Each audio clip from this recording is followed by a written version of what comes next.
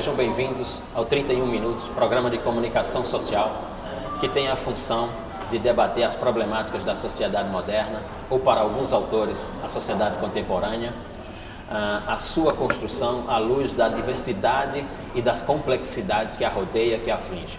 Estamos nos estúdios do Museu de Arte Popular da Paraíba, Museu da Universidade Estadual da Paraíba. Para esse programa inaugural, elegemos a temática da segurança pública, que tem se traduzido como uma das grandes problemáticas, uma das grandes preocupações do pensamento social. Dentro desta temática, um tópico específico, a situação do sistema prisional no estado da Paraíba, as unidades prisionais no estado da Paraíba, ou seja, como estão as unidades prisionais no estado da Paraíba. Ou seja, as suas 19 penitenciárias e 60 cadeias públicas. Para debater este tema conosco, recebemos hoje, nos estúdios do Museu de Arte Popular da Paraíba, da Universidade Estadual da Paraíba, Edinaldo Correia. Eu farei uma breve narração aqui do seu currículo, explicarei como se desenvolverá o programa e em seguida iniciaremos. Edinaldo Correia é bacharel em Direito pela Universidade Estadual da Paraíba, especialista em segurança prisional, jornalista de formação, foi diretor de 11 unidades prisionais na Paraíba, de 11 penitenciários na Paraíba, inclusive interventor aqui no complexo Raimundo Asfora, na cidade de Campina Grande, entre os anos de 2010 e 2011. Muito bem, o programa será desenvolvido em 3 blocos. Cada bloco faremos uma pergunta específica ao nosso entrevistado, ele discorrerá sobre o tema. Seja bem-vindo, Edinaldo, é um prazer recebê-lo aqui no 31 Minutos. Prazer é todo meu, professor Luciano. Boa tarde à minha querida Paraíba. E estou aqui para mostrar à sociedade a real situação do sistema prisional. Estou pronto para falar aquilo que o professor irá questionar durante esses 10 minutos. Professor, a questão do sistema prisional no nosso estado é uma questão onde praticamente a Paraíba sempre omitiu. Nos anos de 90, para o povo da Paraíba entender bem, a população carcerária em Campina Grande, vou começar por Campina Grande, era nada mais do que 197 presos. O presídio do Serrotão tinha acabado de ser inaugurado, com 110 presos. O presídio do Monte Santo, com 98 apenados. E não existia presídio feminino, até porque as presas femininas eram destinadas à capital da Paraíba. Na capital, a gente só tinha 2 penitenciárias. A penitenciária do Roche, transformada em presídio nos anos de 54, e a penitenciária de segurança máxima, reformada e transformada em presídio em 65.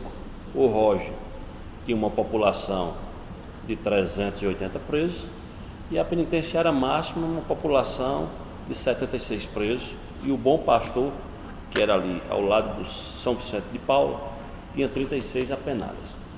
Pois bem, a gente analisando essa população de 200 presos em Campina, de praticamente 500 na capital, isso nos anos de 91 e 92, quando a gente vai analisar essa população 10 anos depois, nos anos de 2000 e 2001, a gente já vê um crescimento grande, um crescimento mostrando que não há ressocialização. No ano de 2000, a Paraíba só tinha 5 penitenciárias. Era a penitenciária 2 na capital, 2 em Campina Grande e uma recém-inaugurada em Souza. Mas a população não ultrapassava 3 mil presos. Quando a gente vai fazer uma análise e olhar a atual população, a gente vê que só a população de João Pessoa ultrapassa os 4 mil presos. Ou seja, a população de João Pessoa, população carcerária, ela tem quase 70% da população de todo o estado da Paraíba. Mostra que nunca houve um trabalho de ressocialização. Como o professor falou, a Paraíba tem 59 cadeias públicas, 60 mais uma em reforma, e 19 penitenciárias. Essas penitenciárias, elas estão em João Pessoa, Campina, Guarabira, Cajazeira, Patos, Souza e Catolé do Rocha. A população carcerária da Paraíba hoje tem 10 mil presos, aproximadamente 10.500 presos, mostrando um crescimento descontrolado. Se a gente tinha em 91 mil presos, em 2000, 3 mil e em 2015, 10.500. Mostra que realmente a Paraíba só fabrica bandido. Os presídios da Paraíba é nada mais do que uma fábrica de crime organizado. Não é diferente do crime organizado do restante do país. Por quê? Eu desafio qualquer autoridade do Estado que mostre, através de documentos públicos, que há programa de ressocialização nos presídios da Paraíba. Doutor Luciano, meu querido professor Luciano, que é professor aqui da UEPB de Campina Grande. A gente olha aqui para Campina Grande, a gente vê que o crescimento da população, ele cresceu descontroladamente. O presídio do Serrotão, ele foi inaugurado em 91, com uma capacidade de seus 240 presos e hoje obrigando 700 presos. É um presídio que já inaugurou sem a possibilidade nenhuma de funcionar perfeito, até porque quem passa no Serrotão vê lá o último pavilhão. Se você olhar do primeiro para o último, você não consegue visualizar um pavilhão. Um presídio tem que ser no local plano. Lá não tem uma fábrica, lá não tem uma empresa, lá não tem geração de mão de obra. Lá você entra e lá você escolhe o crime, o artigo que quer pertencer. Na realidade, professor Luciano, o interessante é que a Paraíba nunca se preocupou com ressocialização, até porque eu desafio a autoridade que ressocialize alguém quando esse apenado venha de uma comunidade onde ele jamais foi socializado. Para a população entender, em Campina Grande foi o único presídio do Brasil, segundo o juiz da execução penal, Dr. Fernando Brasilino Leite, a separar presos por artigo. Nessa época eu era diretor aqui do presídio do Serrotão e a gente conseguiu, com o apoio da execução penal, a separar os presos por artigo. Edinaldo, desculpe interrompê-lo, mas esta sua fala fica para a segunda pergunta que eu tenho a fazer. Essa sua narrativa da memória do sistema prisional da Paraíba mostra uma situação dramática, né? Saímos de uma situação dos anos 90 que não era tão grave assim e atingimos a metade da segunda década do século XXI com uma situação que parece dramática. Nós vamos para o intervalo, voltamos em seguida para o segundo bloco.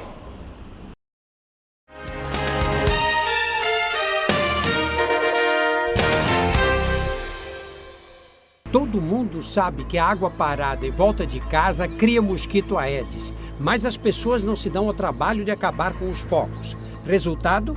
Dengue e agora Zika e a tragédia das crianças com microcefalia.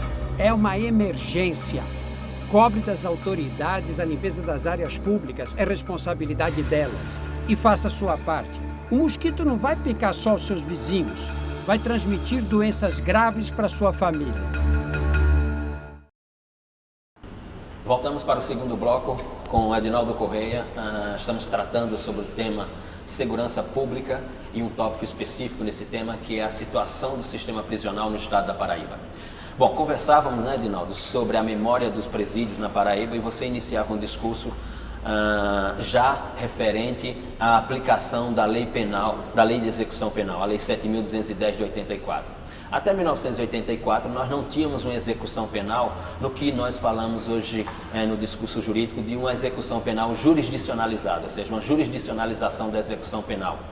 Era mais uma competência do Poder Executivo. Depois, com a Lei 7.210 de 84, nós temos uma mudança, né, que na verdade ela vai se tornar um imperativo constitucional a partir de 1988. O que podemos falar, o que é possível ser falado à luz da Lei 7.210 de 84, ou seja, da Lei de Execução Penal, sobre a aplicação desta lei à realidade, à operacionalidade e à funcionalidade do sistema penitenciário na Paraíba? Professor Luciano, falar em aplicação da LEP no sistema prisional da Paraíba é a mesma coisa de falar que o açude de Boqueirão vai sangrar hoje. Em qual maneira? Veja bem, a aplicação da lei de execução penal não tem como funcionar, porque eu vou começar aqui pelo presídio do Roge. O presídio do Roge tem capacidade para 386 apenados, mas lá tem 1.420. Não existe como aplicar, não há possibilidade de aplicar a lei de execução penal. Primeiro que não há trabalho para todos, e todos são provisórios. Não há trabalho para esses 1.400. Não há um colégio que destine 1.400 vagas dentro do presídio do Roge, até porque lá tem 6 pavilhões e os 6 pavilhões estão superlotados. Então não há como aplicar a lei de execução penal no presídio do Roge. Aí eu vou falar aqui do presídio do Serrotão. Também não há como aplicar, até porque é um presídio velho, um presídio que não tem local nem para os presos dormir, um presídio que o corpo jurídico praticamente não existe, um presídio que você não tem um psicólogo, uma quantidade para trabalhar um parecer de comunicação e triagem, não tem assistente social com a quantidade exata, o efetivo de agentes é insuficiente para a demanda dos processos. E resumindo, professor, só existe um juiz em Campina Grande e em João Pessoa para analisar mais de 8.000 processos.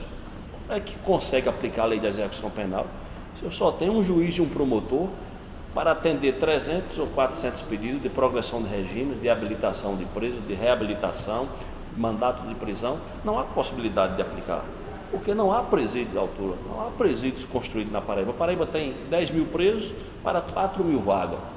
Não há como a execução penal, não há como o Estado, a Secretaria de Administração Penal, aplicar a lei da execução penal. Até porque a Justiça não tem servidores suficientes e nem o sistema prisional nem tem servidor e nem tem pessoas capacitadas para tentar ressocializar. Até porque para aplicar a lei da execução penal, eu tenho que ter uma comissão em cada presídio da Paraíba tentando ressocializar aqueles que jamais foi socializado. É difícil, é enxugar gelo no sol, mas é uma missão dada aos servidores do sistema prisional, ao judiciário. Tomara que o Conselho Nacional de Justiça aí dobre esse número aí, no lugar de um juiz de execução coloque 10, até porque a demanda é grande. Todos os dias a polícia prende e o sistema superlotado. O presídio Silvio Porto, Luciano, lá em João Pessoa, tem capacidade para 386 presos. Ele foi readaptado em presídio em 2001, hoje está com 1.294. Não há possibilidade daquele preso que roubou uma galinha, que está morando com um psicopata, com um latrocida, voltar à sociedade como cidadão de bem. Até porque na Paraíba não há separação de presos por artigo. Na Paraíba você entra, aí diz de qual facção você pertence. Como é que eu ressocializo? O Estado manda para a cadeia um ladrão de galinha, um psicopata, e o psicopata faz um ladrão de galinha virar um matador. É real, as autoridades do nosso Estado sabem que de cada 10 presos que conseguem uma progressão de regime, 8 voltam, 1 vai embora do Estado e outro fica mendigando aí porque emprego ninguém dá a ex-presidiário. Desafio a empresa aqui, o judiciário, o executivo, o legislativo que fala de exemplo para ressocialização, me mostre a Assembleia Legislativa da Paraíba quantos presos trabalham lá. Eu desafio aqui até o próprio presidente. Não há. Não, você está afirmando que a lei de execução penal é apenas um simbolismo? Não simbolismo jurídico penal? Sim, porque não tem como aplicar. Como é que um juiz e um promotor conseguem fiscalizar na Grande João Pessoa 11 unidades prisionais, professor Luciano? Não há possibilidade. Eles mesmos sabem disso. Isso não é uma crítica ao judiciário, isso é uma crítica aos governantes que não faz concurso, que não qualifica, que não aumenta o número de vagas de juiz de execução. Como é que um juiz e um promotor vai analisar transferência, remoção, progressão? Não tem, decretar mandato de prisão. Como é que vai fazer? Apenas um juiz de execução, um promotor de justiça, fazer gerar o sistema prisional, que na capital tem 70% da população carcerária, está na capital da Paraíba. Você se referia à lei de execução penal no que se refere à separação dos presos por tipos penais praticados, que é o mandamento normativo da Lei 7.210. Hoje, isto não acontece no sistema hoje, prisional. Além de já existir na LEP, hoje é obrigação, é obrigado ao diretor, à execução, o Estado, mas não há fiscalização, não tem unidade prisional na Paraíba, eu vou mais longe, no Brasil, até porque o sistema prisional federal, fizeram várias penitenciárias federais no Brasil e nenhum separa presos por artigo, ou seja, a própria lei federal que criou o sistema penitenciário federal, nem ela consegue aplicar a lei da execução penal lá. foi um presídio feito para formar criminoso ligado ao crime nacional e ao crime internacional. A gente está fabricando a uma perspectiva que a gente chega aí a 1 milhão de pessoas presas no sistema penitenciário falido brasileiro. A Universidade Estadual da Paraíba tem um campus que é denominado Campus Avançado no Complexo Raimundo das Fora, aqui em Campina Grande, ou no Presídio Serrotão, que preceitua ou procura realizar uma das finalidades da Lei de Execução Penal, que é o ensino como forma de remir a pena. Isto tem apresentado alguns resultados, como apenados que superam o exame do Enem e passam a frequentar curso de licenciatura na universidade. Nós temos dados positivos sobre isso. Fora essa experiência e associada a essa experiência, a ideia do trabalho, como é que se encontra o sistema penitenciário na Paraíba? Professor Luciano, eu acho que foi a ideia brilhante que a Paraíba teve, foi centro acadêmico lá no Serrotão, até porque o projeto piloto foi de autoria da professora Marlene. Na minha época eu era o atual diretor do Serrotão e o secretário Carlos Mangueira, quando a origem de tudo começou lá com a criação dessa ala lá da UEPB, desse anexo da UEPB dentro do Serrotão. Mas eu vou mais longe, professor Luciano. Assisti uma reportagem semana passada e a Secretaria de Administração Penitenciária oficializou o Estado que na Paraíba 6 apenados passaram no Enem. Professor Luciano, e toda a Paraíba, a gente tem 10.500 presos. 6 passaram. É como se ninguém tivesse passado, professor Luciano, porque não há incentivo. O cara não quer estar preso, o cara não quer estar estudando, o cara quer fugar, quer traficar. Por quê? Porque o Estado não tem como ressocializar. O professor Luciano não tem como pegar um presídio, a exemplo do presídio do Serrotão, que cabe 250 presos e deixar 700, e ele aplicar uma ressocialização, e de convencer um preso que ele tem que estudar para sair qualificado. Primeiro, quem passa daquele portão da direção do Serrotão para cima, mesmo que vai estudar, fazer um curso superior, ele já é tido lá embaixo como traficante, como um capoeira, então eles têm medo. Ou eles aceitam viver como capoeira estudando, ou ele aceita viver no mundo do crime, aprendendo como matar, como sequestrar e até mesmo como roubar ou como planejar a morte lá dentro dos presídios. Perfeito, Edinaldo. Bom, finalizamos esse segundo bloco, voltaremos para o terceiro bloco, concluímos o programa com uma pergunta que aqui em off, numa conversa com Edinaldo Corrêa, ele me relatava uma realidade bastante diferente daquela traduzida pelo sistema de comunicação social. Voltamos daqui a pouco.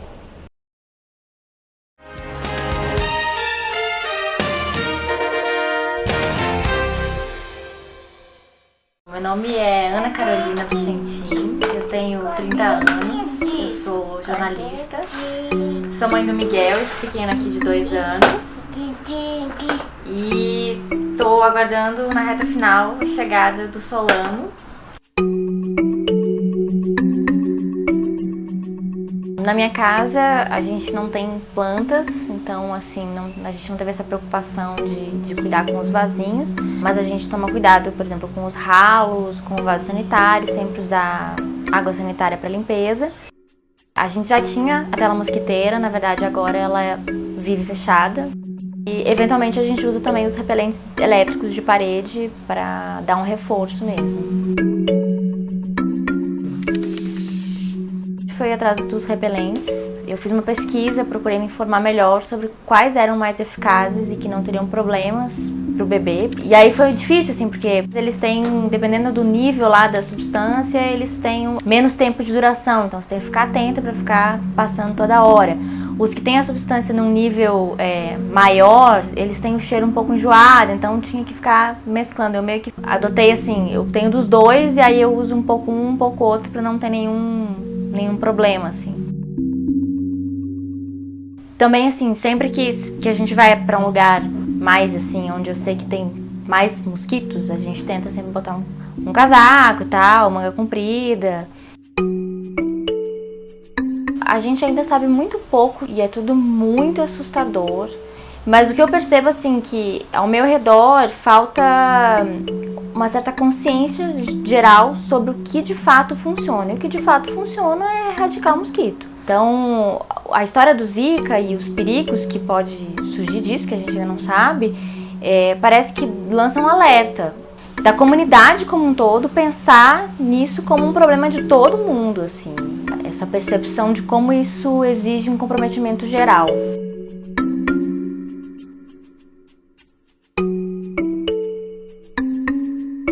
Se você gostou desse vídeo, dá um like aqui embaixo, compartilha nas suas redes sociais e não deixe água parada.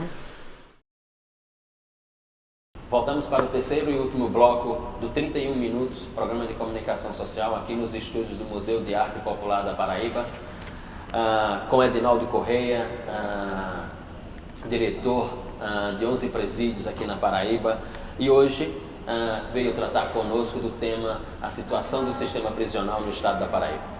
Edinaldo, para esta última pergunta, esta terceira e última pergunta, é um tema que me parece traduzir uma certa complexidade no sistema de comunicação social, não apenas no estado da Paraíba, mas traduz em todo o território nacional, que é a ideia das organizações criminosas ao interno das unidades prisionais, das penitenciárias, das cadeias públicas, mas também fora delas. Há o que nós podemos chamar de um mito, segundo alguns teóricos e algumas autoridades públicas, de que as organizações criminosas comandam o sistema penitenciário, não apenas na Paraíba, mas no país. Aqui na Paraíba, por exemplo, surgiu no discurso da comunicação social duas nomenclaturas, que seriam duas organizações criminosas ou duas facções, enfim. O discurso não é exatamente claro sobre o conceito.